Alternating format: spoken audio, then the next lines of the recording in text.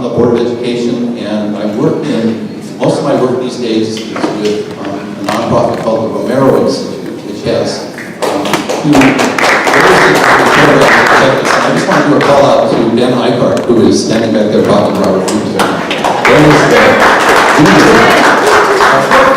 Ben's the leader of Green Power, which is one of Romero Institute's main programs.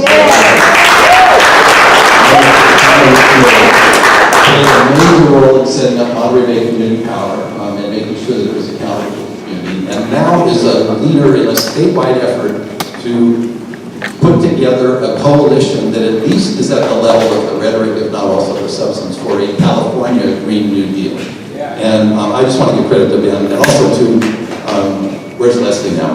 Leslie's working with him on that same thing. And this is an exciting thing, and one of the things that we're finding in this, that I find in my election work, and I find through my county board of education work, and through the last year I spent in a very hard-fought political campaign in Santa Cruz over rent control, is that the youngest voters they totally get it. They understand, and they make connections that for a lot of us were a stretch when we were that age to see the connection, say, between environment and social justice, for example. Well, I can tell you these younger voters are, in their own word, woke. They understand why gender makes a big difference for everybody, why race makes a big difference for everybody, not just the disenfranchised or the oppressed or the ones that are losing, but all of us are shaped by our country's incomplete process, you might say, on gender and race. There is something different about the sort of the range of political activity that I'm finding with this youngest generation, and I'm now seeing that it's where this is showing up the most is even younger than the so-called millennials. It's people that are in high school and a little bit older than that, up to about age 22 or 23. They see the scope of the possible areas where you can do politics extremely wide. So they include election politics within the range of what they consider to be meaningful work, but they go way beyond that to grassroots organizing, to media organizing, social media organizing, writing, and a whole lot of other types of political activity, some of which, when I was growing up as a young political activist, we sort of had this big divide. There's electoral politics, which a lot of which is kind of, questionable, and then there was the real stuff that we did out in the streets. Well, that distinction isn't as binary as with the youngest voters that were some of us growing up. And I attribute that to, for one, they're smart and they're looking around and they have an awful lot of information about the world and they see the connections between things. I think also that the people that are high school and college age today have grown up in a world where the problems are clear, but the McCarthyism, the anti-communism, anti-socialism, the red baiting, even the Reagan government is the problem, not the solution. That whole set of right-wing attacks on anybody that wanted to do anything to make life better in the U.S. by dealing with the political economy, that distinction, that prohibition against raising the question of is capitalism really the best way to do it, or should we tweak it? Should we make it more like the European model? Should we have socialism? Things like that. Those are not questions that are just ruled out anymore by the youngest voters. And so you hear the word socialism in politics a lot more these days, especially since Bernie Sanders ran. But there was something else about that. And what I want to say about that is that this is not bureaucratic Soviet Union communism that people are thinking of. This is an approach that says the public side, the benefits that we all get from having good roads, from protecting the environment, having clean air, having water, having affordable power, having affordable housing, having social justice where society actively engages in making up for the oppressions and the genocide and the enslavement of our past that our economy was built on coming forward to today. They see that as part of the picture of what ought to be worked on, not ruled out because of the fear of red baiting. 35 years ago, I ran for city council in Santa Cruz as an open socialist, and the other person that I ran with, Mike Rotman, who some of you probably know, we made a deliberate decision to say we're not going to be socialists in the meetings, but Democrats or liberals out in the public. We're going to wear show our red cards. It used to be red. I grew up a red and now I'm supposed to be a blue, but whatever. The thing that we decided was we weren't going to let being defensive about red tape stop us from being open about our politics. That was a long time ago. It didn't work on us, but that was Sanders probably. But what's happened now is we're past the legacy in which certain subjects are ruled out because of the fear that you're going to be attacked as a communist or a socialist. And to me, that is a major change because our society has problems that have to be addressed at the level of how does the economy work and who benefits from it. And the youngest voters and the youngest people, I would say, because many of them are not old enough to vote yet, they get that. And so socialism today is more about the public side and the social justice struggles that we all need to engage in and benefit from. And what I want is for all of us who are somewhat older and have the legacy of all that past propaganda and all those bad examples in some parts of the world, is to recognize that when we talk about the Green New Deal, whether it's a California Green New Deal or a United States Green New Deal or a worldwide Green New Deal, we're talking about something that seriously takes on the political economy, that who gets what and how decisions about that are made, and tries to reshape it in a constructive direction on the environment, on climate, on social justice, on poverty, and on the huge issues of gender and race. And this new generation that's coming in is going to kick butt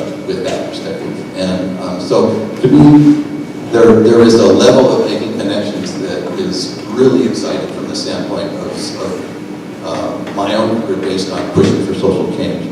So I want us to not be afraid of this debate in which that word socialism is out there, because it's probably for some people in this room that's not such a big deal, but for the general political debate and what's in the media and so on, this is something where we have to get more comfortable saying what we're really talking about is society. Society has a right to make decisions to make it better for people, and that's where we need to be.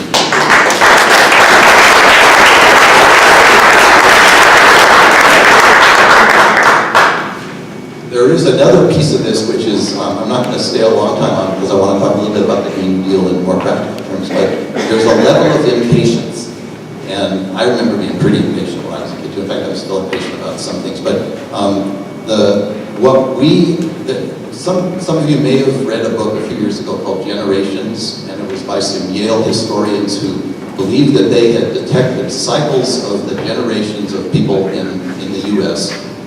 Over the years, a cycle of 4 generations looping around again and again, and certain generations having certain roles in society, and they're the revolutionary generations, and others who consolidate the change and then resist the change, and then be inspired and then have a revolution again. It kind of keeps going around and around. And in that book, they said that right around now, the late 20-teens, the generation that was coming of age was going to be the generation that would bring big change. And in their book, what they said is the boomer generation was going to be sort of in the supportive mentoring role. And that's an interesting thing, but there's a danger in kind of seeing that as a flattering picture in which we're going to tell those kids what to do. That is not the way to succeed with this. But people our age, what we want to do is be as supportive and open as possible and not say, since we've been through it, we know best. But rather to say, how would you like to do that? That is, we need to be listening and asking, not just teaching and telling and mentoring it. And if we have that in mind, I think that there's a tremendous potential for massive change involving all the generations. And so I'm very excited about that.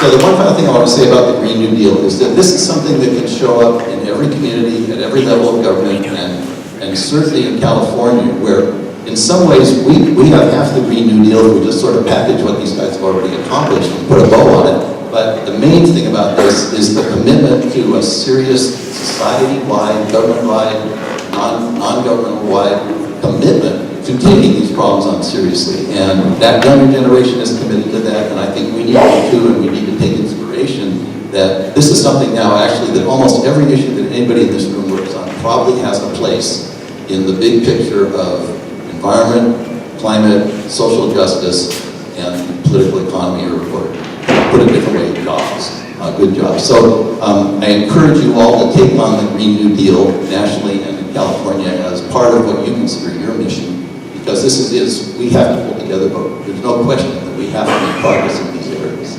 So thank you very much, and probably talked enough, but next time you see a young person, don't be condescending, but be ready to listen, but give them some credit for being responsible for the world that we're going to see emerge. Thank you.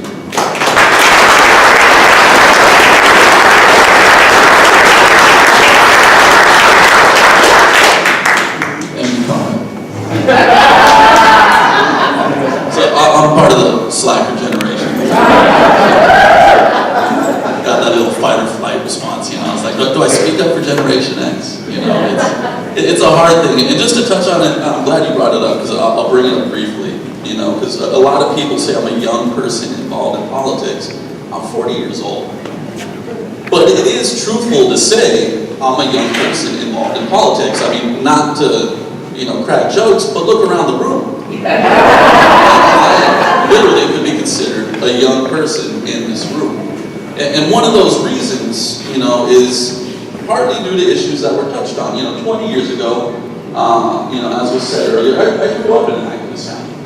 You know, and we kind of lost that today, where you used to see, you know, the union picnics, everybody brought their kids. You know, if you went to the phone banks, people had their kids. You know, if people went canvassing, people brought their kids. They were just the union rats, you know, the campaign rats. You would see us there. But we didn't necessarily know what we were picking up. But as we got older, we kind of got a sense of it. You know, I didn't realize these things I would later use, but they were organic. You know, they flew, you know, into us, you know, osmotically, so to speak.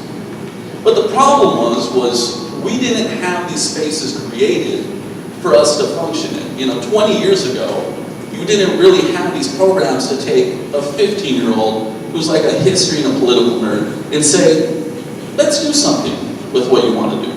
You know, it's still very traditional. If you knew the right people, you would go intern for, you know, whatever local elected. I know my dad ran into Sam Moore one day, and that's how I got to intern for him. It was great, opened my eyes to so many things, not knocking it. But a lot of times, most people didn't know about those opportunities.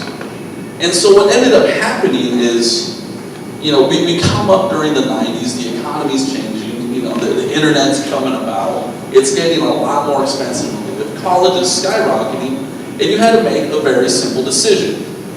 Could you know, go to school, do that part-time job, and then go out and save the world, so to speak? Well, no, you can't. You know, and so I can't speak for the rest of my generation, but we grew up in an expensive time. You know, and one of the things I grew up around being political is I come from the much lower street level. And if there's one thing I noticed, it wasn't Democrat versus Republican, it was Democrat versus Democrat. You know, it was Latino versus Latino, because I grew up in Salinas. You know, and just before you guys think, I'm actually Japanese Italian, some of you guys are thinking I'm But, you know, in Salinas, there was this big push to get representation. It didn't exist. You know, there was great names, Joaquin Avenue, Jesse Sanchez, you know, Ana Gabriela Juan, Aranda, you know, Simon Salinas. They all fought to get these district elections, to get representation. But of course, it comes about, and then what happens? Well, who's going to be elected? And so now you start having these divisions, and they got personal. You know, these fractures still exist to this day where I live. And to be honest, you know, when you come up from those grassroots organizing, you think to yourself when you're going to college, is this what I want to do? You know, do I really want to fight, you know, sometimes block by block based on whatever rumors are flying around the neighborhood just to try to pass something that in actuality most of you want? As Democrats, we mostly want similar things. You know, we can all say we want the Green New Deal. You know, we want health care for all. But what sometimes happens is we don't necessarily want somebody else to get the credit for helping to pass it. And so I'll admit, 20 years ago, I just kind of said, you know, I'm going to take care of trying to just succeed myself, get a job, you know, try to graduate college without a crushing debt, you know, and I did that. And, you know, I graduated with only $7K in debt. I stayed in grocery because I had a strong union job. It didn't exist for much longer while I was working for Safeway. There was a contract renegotiation in 2004, and it became a two-tier system. So whereas an employee like myself could top out at $20 an hour after a year, and college graduates wouldn't leave my store in Davis. That's where I worked at for the grocery store. They wouldn't leave. You know, we made $20 an hour, time and a half on Sundays, triple time on holidays, and you had healthcare. But 2004 comes along, and like in many other industries, where you started having labor beaten back, the job became different. And so I ventured off to Korea. And to be honest, I'm surprised I came back. You know, because, well, to be honest, you know, we're arguing about for some of the things over here that they already have abroad. And it's like, why do I want to go back and not have those things anymore? You know, what was bringing me back? And eventually, of course, I made the mistake of dating somebody from back here. And she's like, yeah, come back. So I came back. But, and when that didn't work, you know, my family got older, you know. But I got re-engaged in politics, and Mike Roberts is over here sitting in the back. I owe him a huge debt of gratitude. We worked together on the Bernie Sanders campaign, and him and his wife Jane, we talked about older people supporting younger people, what they have done to support us on Salinas. It was certainly amazing, so thank you, Mike. So since I re-engaged, you know, what I've looked at is this: how do I try, you know, and to again not crack a joke, how do we replace the people at this table? Not in the way of, you know, I want John Laird to be state senator, but how do we create systems to where that young LGBT student in high school now, who doesn't look like John, the Latinos, you know, the Asian Americans, the African Americans, how do we create systems for them to come up? You know, because one of the things quite often got talked to me, they're like, wow, that's an interesting panel, because we talk about the midterms and how much women were involved, and it's like 4 dudes. You know, it's like, yeah, you know, and I was like, I don't know, I'm not going to try to speak for you, but they wanted to make sure I mentioned that. And the second thing is, how do we connect the dots? And so what I did after 2016 is, I had to learn to shut up and just listen. Because you'll find there are so many groups who are working on similar things throughout the region, but because we get so focused on our own area, we don't stop to see what other people are doing and to make those connections. You know, so there are all these groups, like I know for Salinas, I take it so personally, because we joke about this lettuce curtain that exists between like Salinas and the coast. But it is a very real thing. Like, we don't need to worry about a wall down in the southern border. We have between us and Monterey. It already exists. And it's tough, because I go to the Democratic Party and I sit on there, and people don't always like to hear that. They're like, but we have Robert Rivas is your Assemblymenber, and trust me, I'm stoked about that. I have a job now, so. You know, but at the same time, you know, even though we have Jimmy in Congress, even though we have Rob in the Assembly, even though we have people like Luis at the county supervisor level, when you start going lower and lower and lower, because sometimes it's nonpartisan, we don't pay attention as much. And so we get into this trap of, well, we have Democratic leadership that are fighting for these things in Sacramento and Washington, and then we take our eyes off City Hall. You know, we take our eyes off a water board. We take our eyes off an ag commission. These are all issues that deeply affect our areas locally, but because we have newspapers that exist less and less, we hear less and less. And so we tend to only pay attention to that which we can find out information easy about. It's easy to want to mobilize against Trump. CNN will talk about him every day. Fox News will talk about him every day. KSBW will talk about him most often. But how often can you hear about what's going on at your local city council, your school board?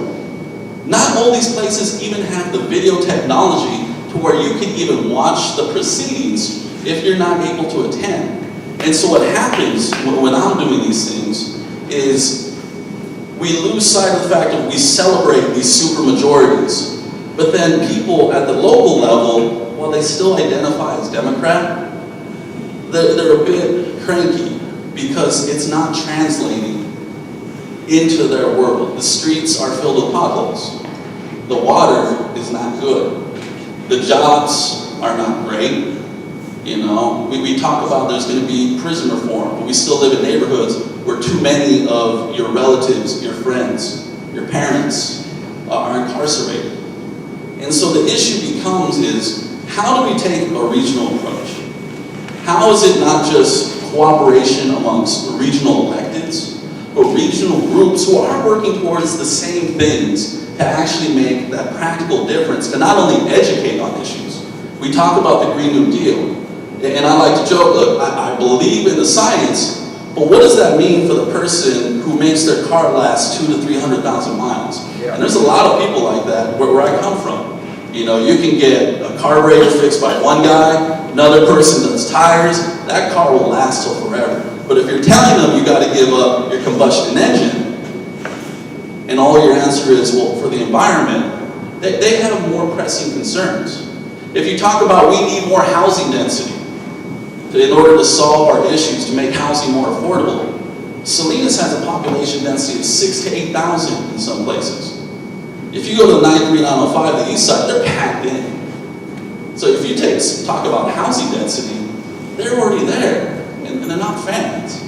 So then it's, how do we take these things that come down and apply perhaps smart growth principles, more responsible planning, so that people do indeed see the benefits. And then of course, the other issue, how do we communicate? As I look around the room, I'm thinking I probably see about 7 people who speak Spanish. Raise your hand if you speak Spanish. Oh, really? Oh, wow. That's awesome. Hey, no, give a clap for that. How many people? The important part about being bilingual is it's not just being able to speak the language, it's being able to, one, translate it into a manner that makes sense. You know, when we talk about these things like the Green New Deal, these are not going to be simple concepts. And so you have to have translations ready so that people can understand what you're truly saying. So it can't just be something like, you know, and I don't speak Spanish.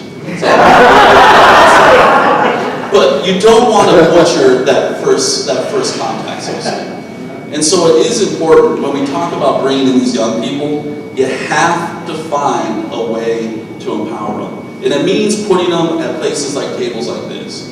It means financially supporting them when they have their groups, but it also means vetting them. And what I mean by that is sometimes we're so quick to want to support somebody because they look the part. You know, they check off all the boxes. You know, my generation has this weird thing. We like Obama, but we have to accept he deported a lot of people. We have to accept that. You know, so while one part of you wants to celebrate it, we have to confront these uncomfortable realities. Because young people do realize that they understand the contradictions fairly quickly. Anybody who works in a classroom knows a student can pick up on a contradiction in rules very quickly. And so the difficult part then is, how do you acknowledge those contradictions? How do you bring them in? And more importantly, how do you stand aside? That's tough. Because when you build that experience of years, of decades, how do you say, I want to let this person do it? And so what have I been doing for the past 3 years? I've been trying to find some of those people. I've been going out, listening to some of the groups, seeing what they're doing, hopefully sometimes connecting them. But then I've also been looking for those young people. Who are the people who can basically, and I joke with them, I want you to be able to kick my ass in like 5 to 10 years. I want you to be able to knock me out of what I'm doing. And when you're able to do that, then we have change. Then we have the change we need. And so, you know, I'm glad to see those from on high, so to speak, you know, talking about that, because it is important that the acknowledgement be there. But of course, we can't just be progressive without making progress. So we do have to show results and not just the words, so to speak. But thank you.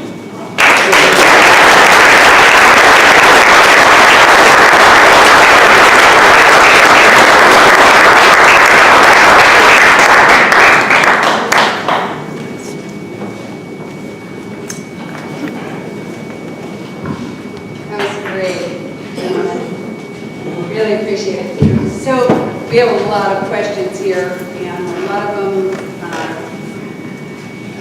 circumventing around a lot of what you have already said. So perhaps before I go into the questions, maybe you'd like to speak with one another if you want to make some comments about what each other points that one or the others of you have Why don't made. you just go to the questions? So- They're waiting. Okay, well, great. I really appreciate it. And then we'll respond to however they misanswer the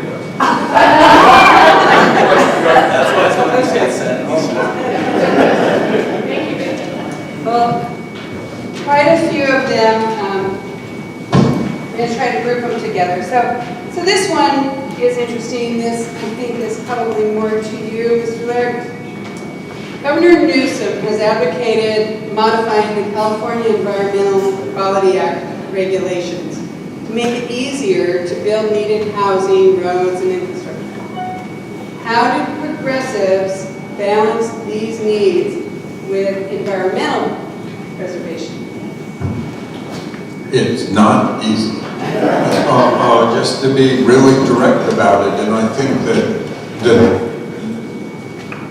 the problem is that it's very easy to point out places where CEQA, California Environmental Quality Act,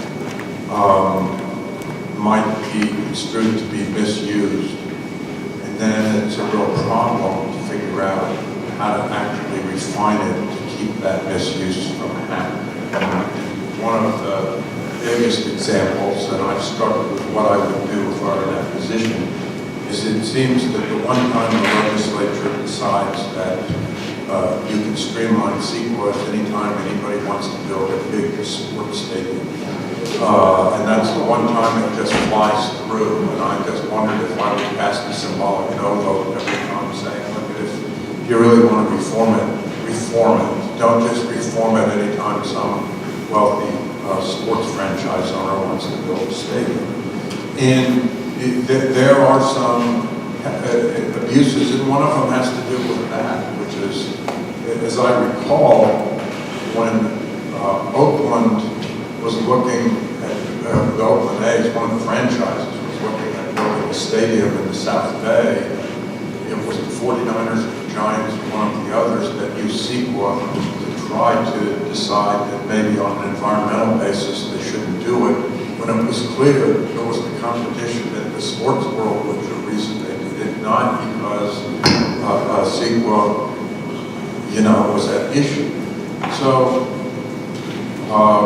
I think that there's the governor's, to get right to the question, the governor's right, there needs to be a way to do it. And the question is how do you actually do it in the verbiage that doesn't open lots of things up? And the problem sometimes is, for example, Scott Wiener, state senator, good guy. He's endorsed me, and I keep saying I want to talk to you about housing. I appreciate your endorsement. I want to talk to you about housing. He had a bill last year that he's modified that said basically, if you were near a major transit corridor, you could override local zoning and build up to 5-story residential units, and it didn't guarantee affordability, and it drew no distinction between the area and what the conditions were in the area. So in Santa Cruz and Monterey counties, we don't import water to anyone.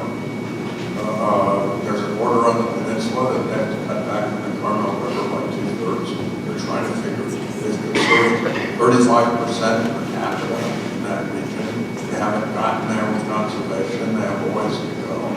And so, sort of saying, you don't have any say over housing being built. You're going to build it at a certain level because the state dictates that. 5 stories might be too low in a lot of the neighborhoods in San Francisco. It might be too high in the neighborhoods where you don't have one of the other things. So it's exactly with CEQA. How do you balance all these things out with the justice of protecting the environment and making sure we do build it? It is needed in amazing ways. I could go on in a number of ways, but I think Mark doesn't want to speak. I'll add. As that counterpoint you just talked to, as the one consistent vote against all of those projects, and it was not symbolic. And I voted against. I did that or I wouldn't have brought it up. Yeah.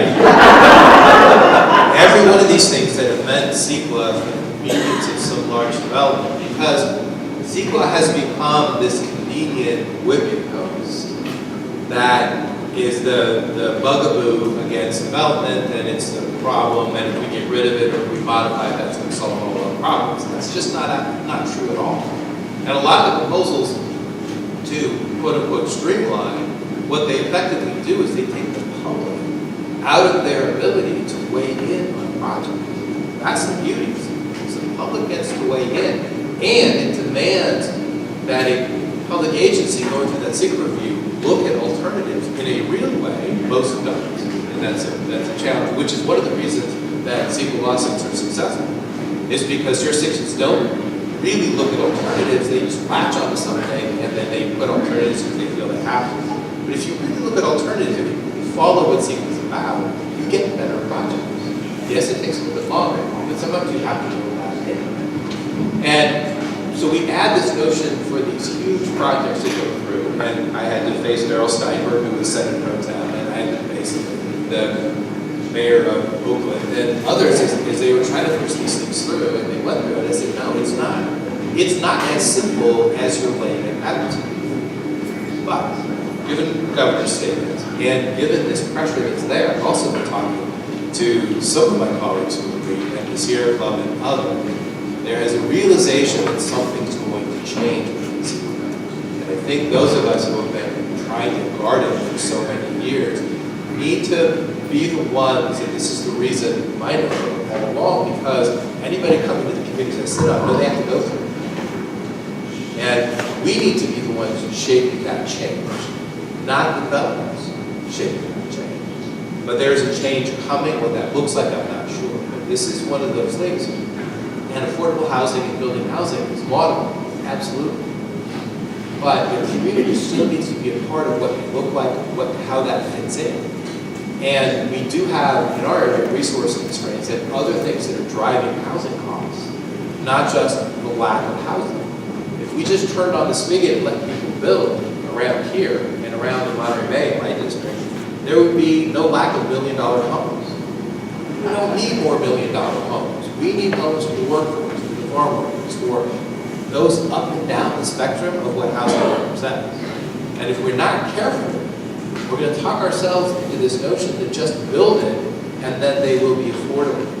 And there's some places in California you can do that, but not all places. And this is the danger with the state kind of stepping in.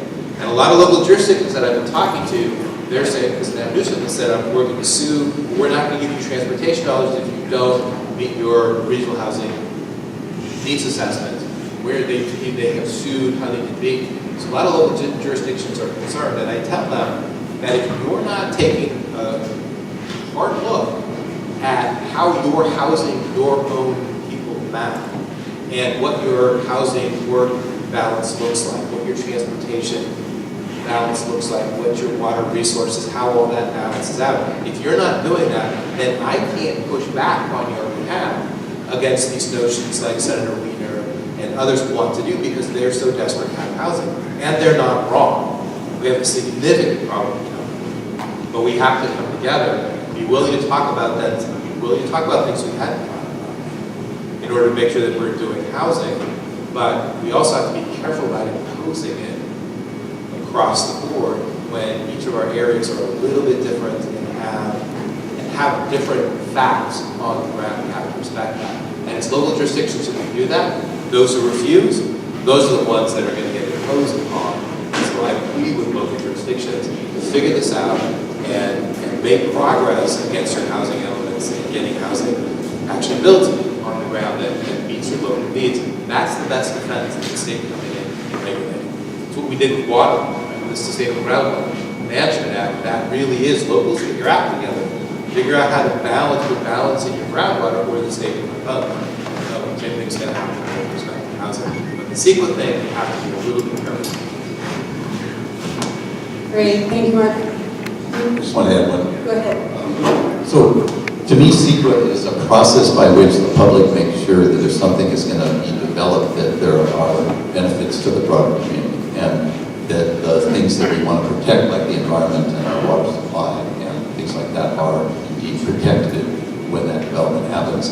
And on the question of housing affordability, the thing is that we see dramatically in this region and in many parts of California and around the country that simply building housing doesn't make it affordable, adding to the supply because of all the costs involved and a whole lot of other things. It is beyond the reach of many working people. And so where is the public benefit if a community is forced to build higher density housing, but it's not affordable for the people who might work downstairs or on the next block? And so to me, there's kind of a falseness about that demand that it's simply CEQA that's in the way, that it's these environmental restrictions. If it's not getting public benefits such as affordability, to me, then it's not living up to what that ought to be. And another aspect of this in the Santa Cruz area, and it may be affecting you here, I know it's affecting southern Santa Clara County over the hill, is that there are really two parts of housing demand. And this is true in general in economics, which is, one is there's the number of people that want to live somewhere. And certainly there is population growth here, people want to move here, it's beautiful, we know why we live in this region. But the other part of demand is the ability to pay. And in Santa Cruz, that's the dominant thing that's affecting housing prices for us. It's the fact that we're just over the hill from the very high-paying tech sector of Silicon Valley. And for a lot of people, those salaries make it worth it to commute over the hill and to buy an expensive home in Santa Cruz. And they are bidding up the rents and the prices in our community. There has not been that much population influx, but there's been a huge income shift. And that part of the demand isn't met simply by increasing supply. Any added supply will be at those same high rates that those people can afford. So to me, the attack on CEQA is in some ways kind of a false attack on the real source of the problem. And I urge our representatives to stay strong on that question. And I'll just chime in briefly. If there's one thing things like parties and clubs can certainly do more, is there needs to be education on this vocabulary of things like housing. If you go to most people and say CEQA, they're going to have no idea what you mean. And so what ends up happening is, and even in education, you can teach somebody how to fix a car in high school, but we will not teach them how the regulations overseeing that car are enacted. You can teach somebody how to build a house, but we don't teach any of the overlying laws that affect the building of that house. We basically do a very poor job of teaching practical government knowledge, even into university. I mean, I tell most of the young people, don't major in what I did. Learn computer graphics, learn how to build a website. All this stuff you're going to learn in college, you're better off learning it in your community. And so I would say that the one thing that groups like yours can do is have more of these conversations to bring more people in so that they actually know these terms that are being talked about, because oftentimes electeds, at a lower level might say, we're going to build more affordable housing, it'll be great. And they don't know, well, there's a difference between, moderate priced housing, workforce housing, things of that nature. So there is a need for more education so that the electeds can do a better job of supporting these things at the top without people at the bottom being confused over what's going on.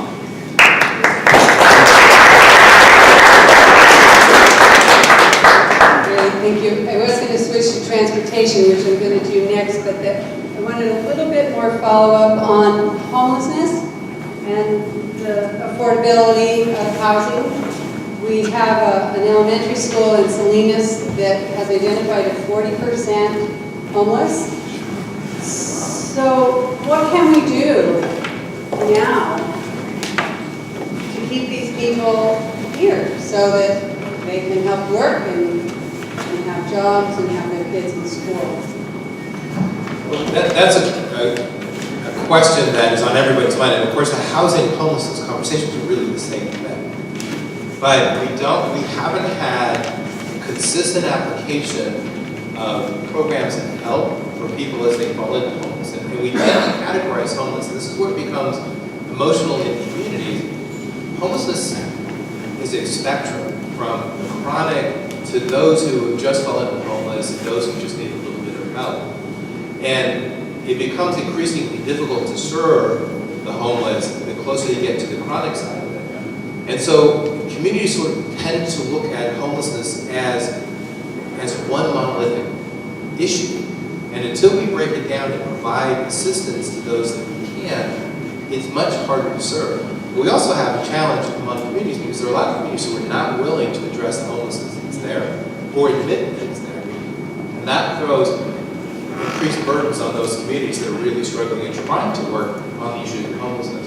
I was very happy if you saw the inauguration speech that Dursa did, is homelessness has typically been seen as a local issue. And the state has tried to put some money at the table and change a few things, but mostly left it to the locals. And Dursa is saying, no, this is a statewide issue, as it is and as it should be, as well as the housing pieces that we're trying to put together. What we implement, from his perspective, I'm not sure, because I'm not sure exactly what his plans are. But we know that regionally we can do a better job of tackling homelessness if jurisdictions are willing to work together and put programs in place that rapidly rehouse and get services to people that need those services as they need them, rather than just the typical pattern now of shuffling, breaking up homeless camps, shuffling them around, and just kind of pushing them out of the public view. There's a lot of controversy in the city of Santa Cruz right now because there's a homeless camp that's very visible. And I think that's a great thing because it's forcing people to think about and look towards solutions rather than just hiding. When there was a homeless camp on the levees, great controversy around that. And the police chief there did a very brave thing and said, no, I'm going to allow it. Put up a fence, brought in toilets, brought in services to help a lot of those folks. But it was very visible, that's what the controversy is. And he actually forced the local jurisdictions, the city and the county, to look at different solutions in a different way. And we were starting to get there. And then the camp broke up, and the community lost its will to continue that conversation, and it's now backwards. Now it's visible again, and I'm hoping that provides a little bit more momentum to get the city, county, to get those agencies working together. Now we have the state in to help with financing, with programs, with helping to develop places to send them, drawing connections, and I think underlying this is the biggest problem is our broken mental health system. We have just a fractured mental health system, and it becomes the role of the jails, hospitals, and others to provide mental health services when they're not really equipped because we don't have places for people to go. We're trying to find ways that we can put more mental health facilities in local areas. There's a real dearth of juvenile mental health beds around the Monterey Bay. We need to solve that. We have places for some of these kids to go. We need mental health services, and we need to restructure that. It's very possible, and the solutions are there. All the counties are sitting on Mental Health Services Act money. The state is sitting on a lot of Mental Health Services Act money, but because of impediments at the state level that have been put in place, that money is not going to be spent. My reference earlier to getting key people in the right positions, that's one of them. And with now a Surgeon General for the state of California, hoping that we can rethink how we've started to deliver mental health services and look at moving this money out to local jurisdictions, get them to spend it on the homeless population, on the mental health population, and in a way that's data-driven, forces results, and looks at how we can affect those populations. So I'm really hopeful about what's possible here because we have some resources that we have not applied, but it's also going to take some political will locally to face up to the issues that are in front of us, the people who are in our communities now, who we would rather not look at and not think about. We have to think about them, we have to face them, and help them out of the situation.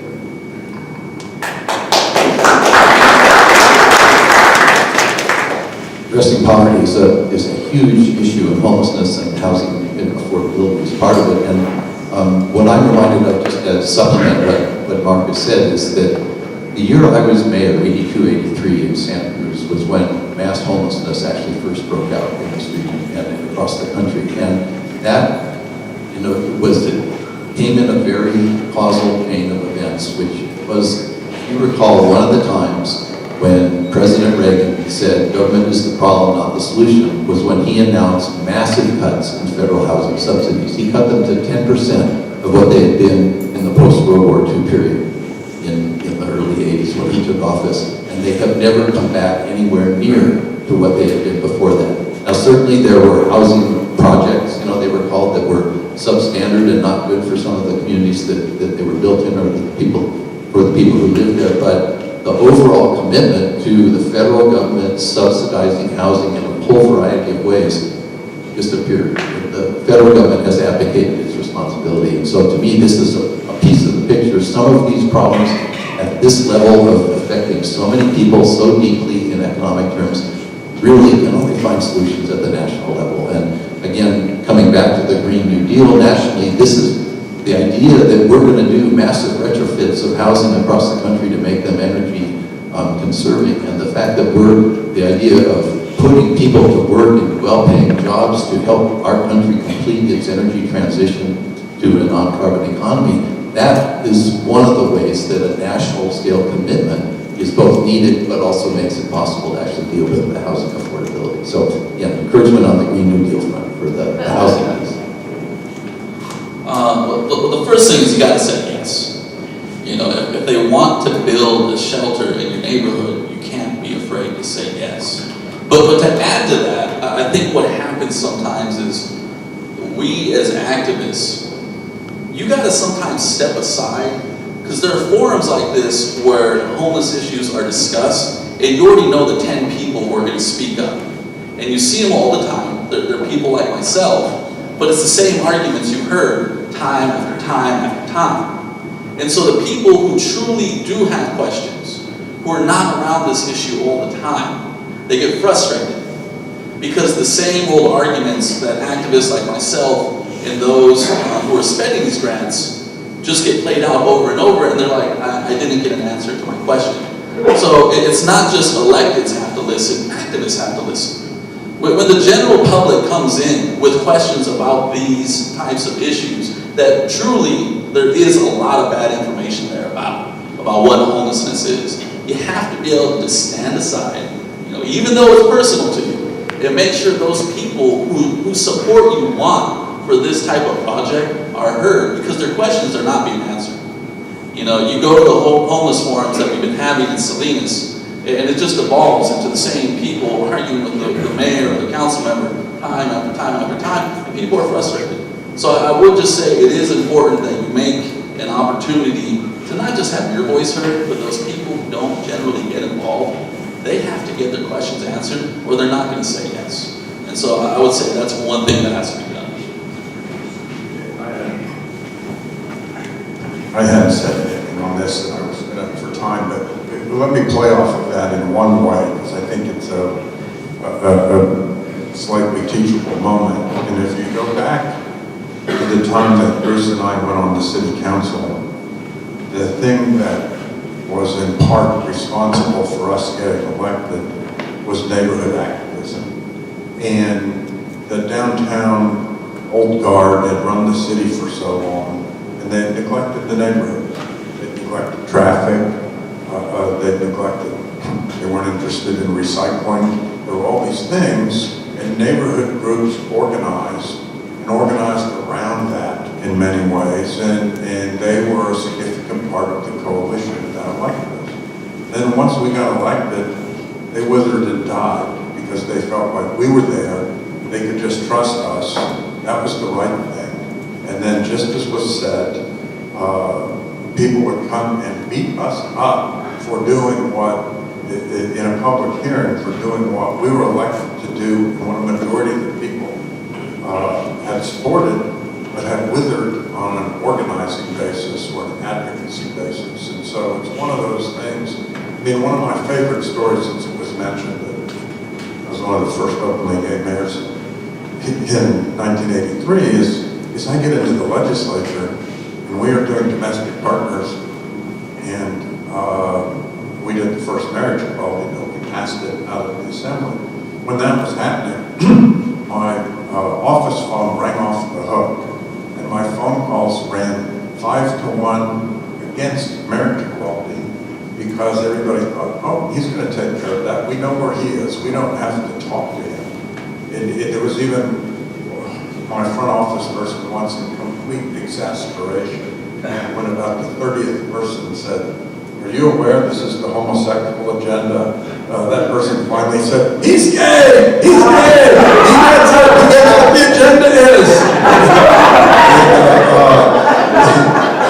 couldn't hold it any longer. And so I think the message is don't take it for granted that what you do for organizing is automatically reflected in the people you elect and support them, because that's exactly what they were elected to do and what they want to do, but you just assume you sent it there and you leave them there to do it without sort of stepping up, and because we're going to head in, we haven't talked very much about healthcare. I'm sure it's one of the questions if we ever get to it. But the thing about it is that that's going to be a pitched battle in the trenches. You can see that healthcare industry already talking about can't choose your own doctor. That's why this is wrong. And so I was at a Medicare for All gathering yesterday and said, this is all about educating people and organizing and stepping up, because this is going to be a battle. So I think that's a piece of this too. Just making sure to act on that. Great, thank you. Okay, so a couple things. We're sort of running out of time, so if it's okay with everyone, we'll keep going a little bit more because we have a lot of questions here. It's okay with you guys. So a quick one, because there was a lot of interest on transportation, electric vehicles, gas tax. How is it going to, if we are going to pay, we're going to insist on electric vehicles, how is it we're going to pay for it? And the gas tax we use. So I'm throwing a lot of these questions all in one here actually. Can that money go specifically back to the areas that pay for it? So in other words, if there's an area that has high gas usage, do they get the credits back in their area? And also some questions on transportation, high-speed rail, how that works into the whole transportation, and how are we going to solve this in such a big spread out place? And what is your opinion about the regional transportation commissions that ignore the state's goal of reducing the greenhouse? So along those lines, if you can kind of summarize, because we do want to get also to college tuitions. Well, let me try to do that one in Federal Express. Okay.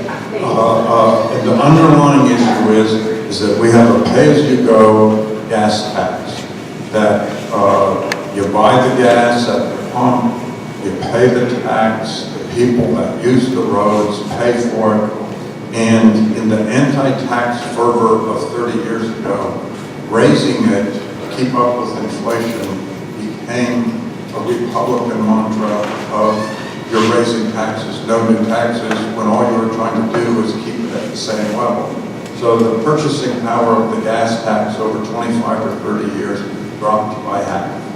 And so even though people are driving even more miles because they're doing Priuses and hybrids that are much more efficient, and the amount of gas is much less, between the inflation and the efficiency of the cars, we were not funding roads. And so the gas tax had to happen just to keep pace with where we were. If you divert it to other things, then you get to the point of sort of losing all that. And the question is with cap and trade, can you use cap and trade funds, which come in part from gas and come from trying to reduce emissions, to help support electric vehicles or other things that keep emissions from coming. And one of the, this is just very, you threw the kitchen sink. It also, for people that are working people or disadvantaged, it makes it even harder for them to get to work or do basic transportation. So the question is, are there ways to help subsidize working people or lower income people because you can't afford some of the electric vehicles and other things at the income levels that are there.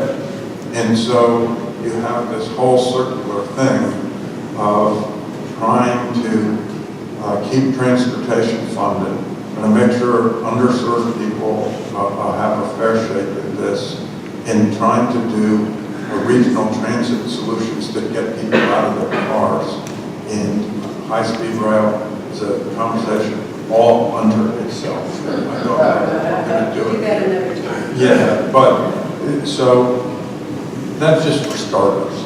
People, And just a brief tack onto that, 2 points. One is that the gas tax also is going out formulaically to the regions, the way the regions are structured. The good thing about that is that the California Transportation Commission at the state level is not going to be taking an inordinate share. It does go out to the regions. It doesn't go out to the regions based on gas tax in that sense, the way the question was asked, but it does go out under the existing structure per se. And it was the first time we tried to address the issue around electric vehicles who use the roads. But because they don't pay for gas, they're not paying into the fund. So there's a vehicle license fee for electric vehicles. But we're a long way from solving that problem. We've been talking long and hard about vehicle miles traveled, which would be progressive, especially given the way that housing works in California, and it's the poorest people who have to drive the furthest, so that's not fair.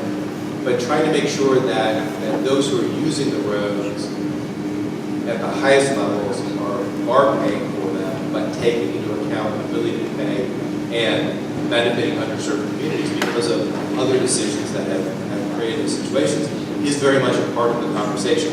This gas tax is seen as kind of an interim step, but it is a huge step in that it is the first time that it's pay as you go and user pays. We're not bonding, we're not taking money from other places, and we guarantee that transportation dollars will stay in transportation projects and not be brought back into the federal fund. So those are some good aspects of what has happened in that sense. But we're still stuck with progressive kind of taxes like sales tax and gas taxes because we as Californians have kind of locked ourselves out of working with the more progressive kind of taxes like property taxes for the other things to Great, go ahead. Ours, as transportation, are one of the largest sources of greenhouse gases in our state and nationally. So for a lot of us concerned with climate and what's causing climate change, dealing with transportation is essential. And as Mark says, it's totally linked with housing because if people can't afford to live near where they work, then they've got to have long commutes. The vehicle miles traveled question is an interesting one for me because in Santa Cruz County right now, we have a plan that was just adopted that involves some widening of the Highway 1 freeway up there. And some of us are now trying to block it using CEQA, actually, because the plan it will cause something that's known as induced travel, which is that if you make more space on the road, more people will use it. And that's been shown again and again. When you widen freeways, they're congested again in a few years. And the environmental impact report of that project in Santa Cruz County, which is a piece of what they hope is a much bigger project, it was not capable of demonstrating that there would be a reduction in vehicle miles traveled. In fact, if you count induced travel, then adding those additional lane spaces is going to increase vehicle miles traveled.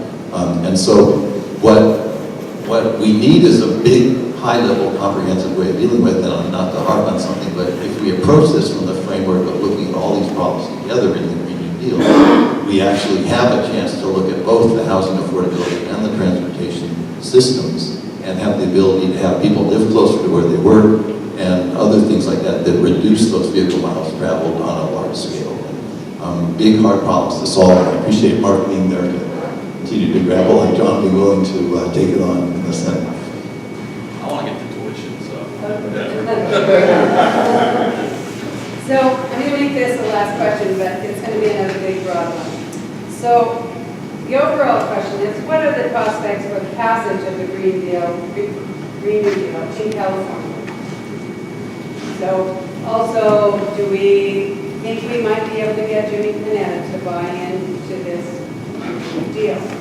Also, all of the other items that are listed in it, healthcare, tuition, just to name a few. So if you want to tackle that in your area of expertise, I appreciate it because we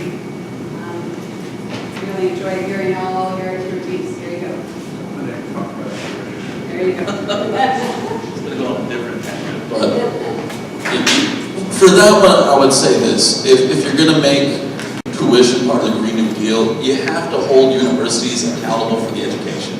What I mean by that is this, if you go for like vocational training, you're held accountable because if that person can't do the job, then you have no use for them. If you teach them agriculture, they gotta be able to grow something, they gotta be able to fix a tractor, they gotta be able to, get product out. If you do something like automotive, they gotta be able to fix the car. For my major, poli-sci, I don't know if anybody holds accountable universities to see if the stuff we're learning is actually practical. And so I would say one step is, are these colleges actually teaching students things that are usable? In high school you see a shift towards career technical education, so it kind of parallels. You're both learning the hypothetical along with the practical. College, I know when I was there, not so much, so I would like to see more accountability on making that college education matter, so that when you graduate, it's not just a checkbox that you needed in order to go further, rather it's something you're actually able to use to be successful. So I know for me, I didn't pick up my degree for 5 years, and that was only because it was mandatory that I showed a degree. Otherwise, it gathers dust. I don't know that I use my Davis education much. MPC I do. Davis, not so much, So I think that is one aspect. People do get frustrated with what they learn sometimes, and whether or not it's actually getting their bang for the buck. I would start from the idea that all education, all the way up through college, ought to be free for everyone. And starting from that, in the context of the Green New Deal, certainly our society could make a deal with young people to say, if you do your service to help us move forward on energy conservation, on water protection facilities, on maybe even involved in helping create affordable housing, and all these social needs that the Green New Deal would address, then we'll cover your tuition. If you do that, the kind of public service in exchange for something. William James, the philosopher, was responsible in our country for a lot of the ideas that led to the Peace Corps and the idea of what he called the moral equivalent of war. That is the same degree of commitment that a nation makes to fight a war to deal with its social problems and to do something that is moral as opposed to destructive and immoral. And that's what we need. The whole idea of a person, especially a young person, exchanging service to the community to get something back that advances their own personal life is a great one. And I think our country could do a lot more with that particular approach. As I look at the tenets of the Green New Deal, it sort of strikes me that this is California policy, because we've been working in a lot of those areas together. And I know there's this desire to wrap it all together, which in California is very difficult because we have single subject rules, unlike Congress, and need to do things in different areas. But there is sort of a lack of coordination across the different levels. And when it comes to funding, because to me, education, how we fund education and where we're going with education is pivotal to a lot of this.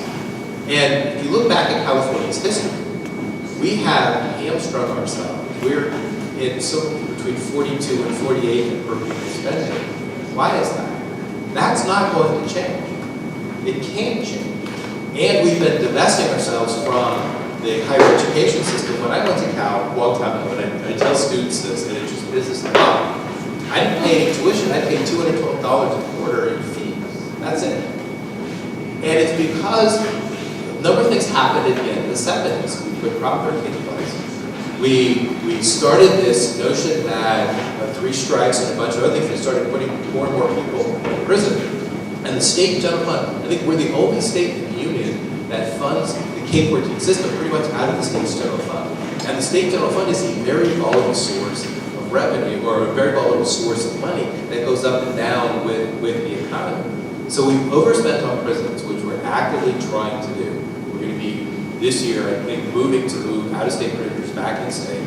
And then, a very serious effort to start closing prisons so that we take away some of that expense, because a lot of the higher education money went to prisons and all that. But until we reshift and rethink about how we raise revenues in the state of California and where we put that money, we're going to struggling with a lot of those notions.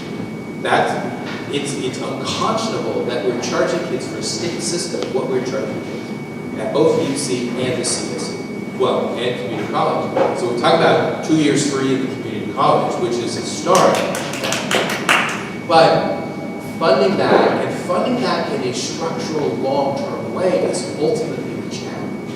And what it really comes down to is tax reform. And looking at how we address revenues and expenditures in an honest way, and then be able to build budgets that represent our values as Californians, which is what budgets are supposed to be. And get kids through school. It's why we've really struggled with career technical education. It's an adjunct of the school system now, where it used to be a part of what we did, and it should be a part of what we did. We force schools to this A to G, and now all they're doing is trying to send kids off to university, when a lot of kids don't want to or don't care, because it doesn't mean anything to them. They want a trade, they want something practical, they want something technical. There are lots of kids who are going to go into the ivory towers that are the UCs and do and think of it and innovate and do some great things, but not all students want to do that. So we're not serving the needs across the board. A lot of it comes to this fundamental funding model and structure that we have. That's one of the concepts that we have to do. I'm really happy to do something saying that he understands that and wants to do something about the taxation system, and that we can then start to funnel money away from these institutions we've created over the last 30 years and back into institutions that have been denied funding over those years. And if we can rebalance what we fund on education, I think 4 years ago was the first budget in the state of California in 35 years where we were spending more on higher ed than we were on. It took us 35 years to get to that. And it's a close call, these things. But that's the trend that has to happen, so that we're reinvesting in our kids and our teachers. But that's going to take broader conversation. So for us to implement something like the Green New Deal and the money that it represents, which like a lot of it is a federal question. And I kind of chuckle at this, because if Congress is willing to take it seriously, this is them starting to do what California is willing to do, and the conversation, the hard conversation that we're willing to have. So I hope Congress is taking it seriously and providing that kind of a framework in our states, reinvest in our communities the way that we know we need to be, and that's education, it's healthcare, it's social services, and it's shutting down the breadth of this prison industrial system that has been created over the last 20 years. That's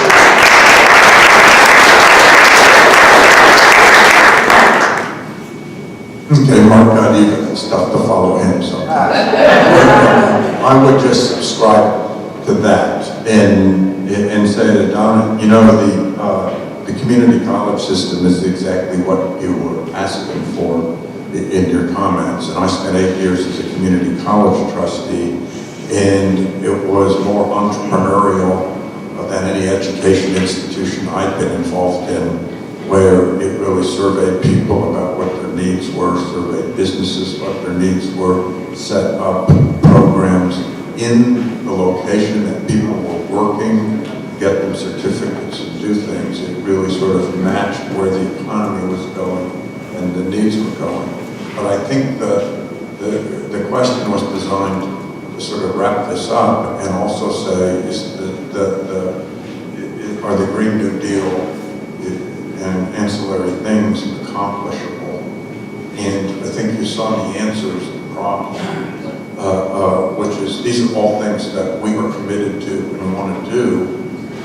The Green New Deal, the more it becomes diffuse, will be less achievable in doing it. And it's really going to take the climate's crashing, and unless we have the urgency to do what it takes in the next 10 years across the economy to deal with it and create jobs to do that.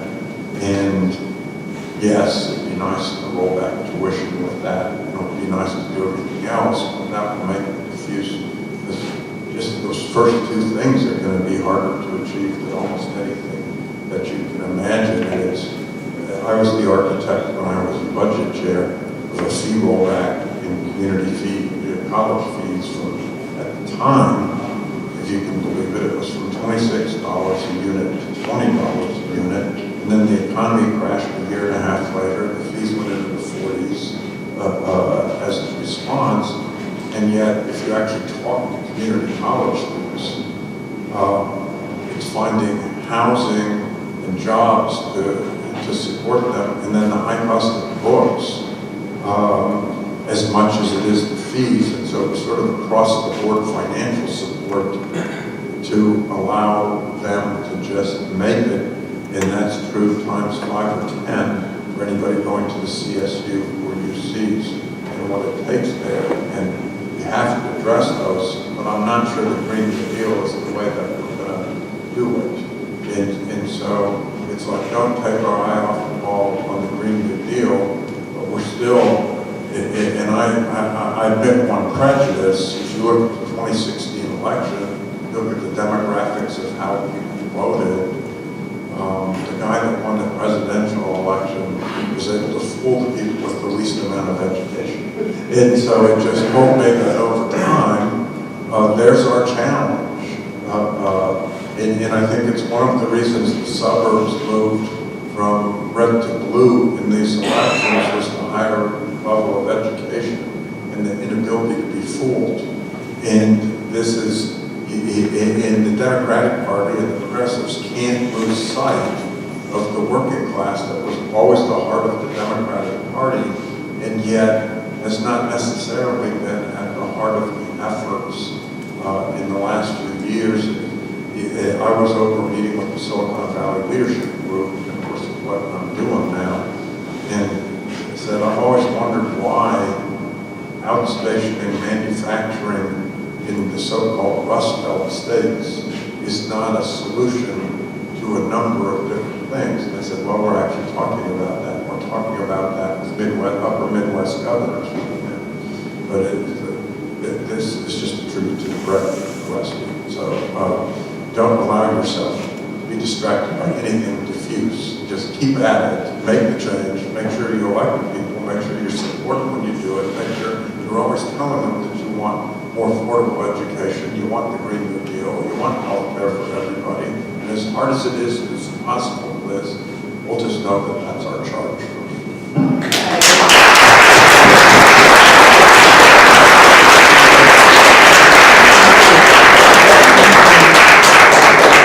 That's a nice way to wrap it up, John, but it looks like Bruce, you want the last word.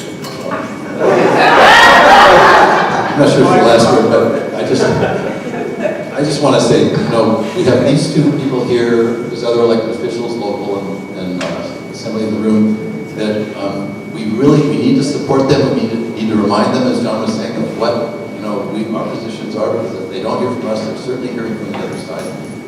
But I just want some appreciation for how hard the problems that these people are actually seriously trying to grapple with that are.